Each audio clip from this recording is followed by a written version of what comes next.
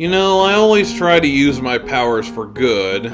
Let's see what happens when I try to use my powers for evil. As in, let's take one of the best decks in the game's history and try to make it as broken as humanly possible. And with the new rule revisions that just dropped today, there's one archetype that stands to break the entire meta apart now that it's free to unleash the fire and fury it was able to unload on back in the good old days. I'm speaking, of course, of the strongest archetype ever created that easily overpowers top decks like Dragon Rulers, Goat Control, and even Flame Viper Beatdown with the greatest of ease. That archetype, as I'm sure you're aware, is the unbelievably powerful Malicevorous. Based on the archetype used by the best villain in the entire series, the deck hasn't seen a whole lot of competitive use, which appears to be mainly due to players not wanting to be judged for using such an unfair and broken deck that doesn't allow for anyone to play against it.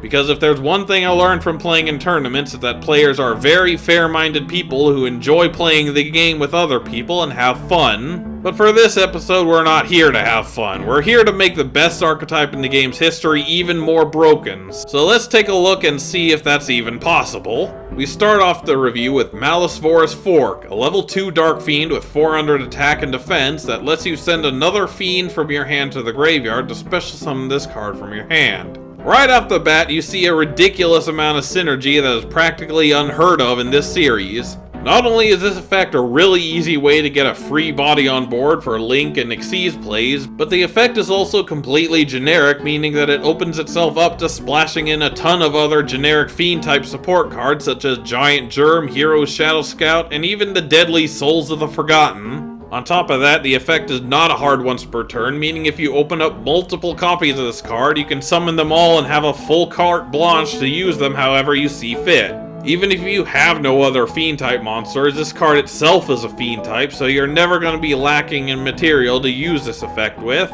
No matter what deck you're using, any deck can be made instantly better with 3 copies of a card like this. Next up, we have Malicevorous Knife with 600 attack and 100 defense, and when it's normal summoned, you can target one other Malicevorous monster in your graveyard and special summon it. If this doesn't scream archetypal synergy, I don't know what does. If you normal summon this after using Fork's effect to discard another Malicevorous, you basically get to have 3 free monsters with absolutely no effort, and all it costs is having 3 monsters in hand and using up your normal summon. That's the kind of swarming and consistency that even the best of Link spam decks could only dream of. Again, you can never do with any less than 3 of these. The last card is Malicevorous Spoon with 100 attack and 500 defense, and when another Malicevorous is special summoned to your field, except during the damage step, you can target and special summon a level 2 Fiend monster in your graveyard, but its effects are negated. You can only use this effect on Malicevorous Spoon once per turn. Yeah, I'm sure you thought there was nowhere to go with that awesome Fork and Knife synergy, but this one just lets you keep the combo going. If you summon this card off a Nice effect, and you have another Fork in your hand, you can special summon that Fork again to proc this card's effect, to then special summon the card you just discarded to get an additional 2 monsters on the field. That's 5 cards on the field with very little setup, and all it cost was 5 cards in your hand and your normal summon. That amount of power is just straight up unfair. Nobody could possibly compete with that amount of free setup, monster spamming, and extra deck vomiting. As if that wasn't enough, the effect is completely generic once again, meaning you can revive any level 2 Fiend in your graveyard, including that completely busted Souls of the Forgotten I mentioned earlier. Once again, be sure to max out on this one. I'd go into a deck list, but really the synergy and consistency that this archetype offers is clear enough that the deck building should be easy enough. As for how to improve on it, really, what's to improve on? This is the first archetype I've seen which I could unequivocally call perfect, so there's really no room for improvement in an archetype as tight as this. If we were to make it any better, it would just be completely unfair for any deck to go up against, and the game would essentially be over before the first card is even played. Which, as we all know, is just not how the game of Yu-Gi-Oh! Is supposed to work. However, I did make it clear that that was my intention with this video, so let's just get on with it. To start this new support, let's start with Malicevorous Spork, another level 2 Dark Fiend, this time with 500 attack and 900 defense, whose name is always treated as both Malicevorous Fork and Malicevorous Spoon. I know that sounds a bit odd at first, but let's get into the rest of this effect. It's actually a rather simple effect, but a still very powerful one, in that it can special summon itself from your hand if you control a Malicevorous knife.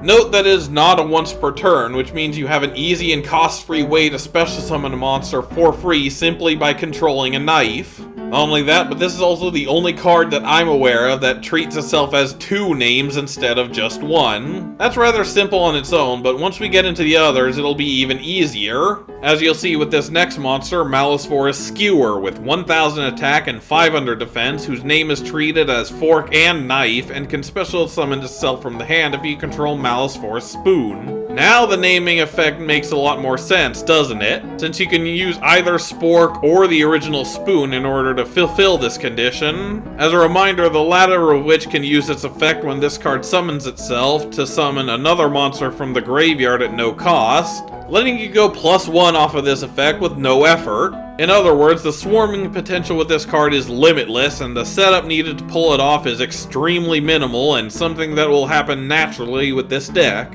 It's a similar case with the next card, Malicevorous Chopsticks, with 700 attack and 600 defense, whose name is treated as both knife and spoon, and it has an effect where, get this, it can special summon itself if you control a fork. This can be accomplished by having either of the 2 previous cards in addition to Fork itself on the field, which is helpful considering just how easy all 3 are to summon on their own.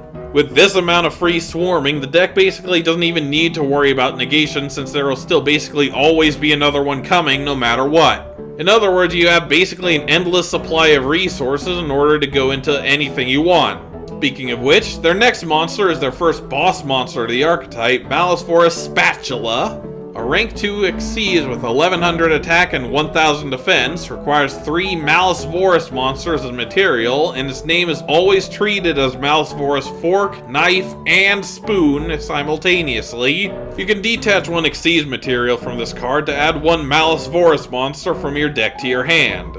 Note that this effect is also not a once per turn, and it treats itself as all 3 Malicevorous names, meaning you can then search out Spork, Skewer, and Chopsticks, and fulfill the summoning requirements for each of them, allowing you to basically replenish the materials needed to bring it out while also digging through your deck to get them into the accessible zones a lot quicker. Not even the best of Link Spam decks could ever hope to compete with that kind of speed, and it only gets better from here. The last card is Malicevorous Whisk, a Link 3 with 2200 attack and all down arrows, requires 2 or more Malicevorous monsters and materials, and is treated as all 3 names. If a Malicevorous monster is Xyz summoned to a zone this card points to, place 1 Malicevorous counter on this card, and when 3 Malicevorous counters are on this card, you win the duel. Since Malicevorous are basically a win condition on their own, I figure the only way to go further than they already do is to take it literally and make you win the game by letting the deck do what it does.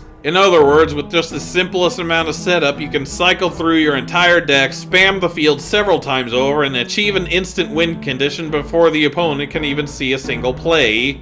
And not even hand traps can stop it, since they basically can continue to play through it regardless. To summarize, this wave of support officially makes the deck the single most unfair deck in the entire history of the game, which is the case of this video, so mission accomplished. I'm not going to be including this within the main Deck Doctor's lore, mostly because this was just meant as a fun experiment, but also because it just wouldn't be fair to the other decks that actually try to balance their new support to be more fair and enjoyable. Plus, I wouldn't want to overshadow my precious Mayakashis either. Regardless, that should do it for this video, and until next time, stay frosty, my dudes. Oh, and if you couldn't figure it out already, April Fools, ha ha ha!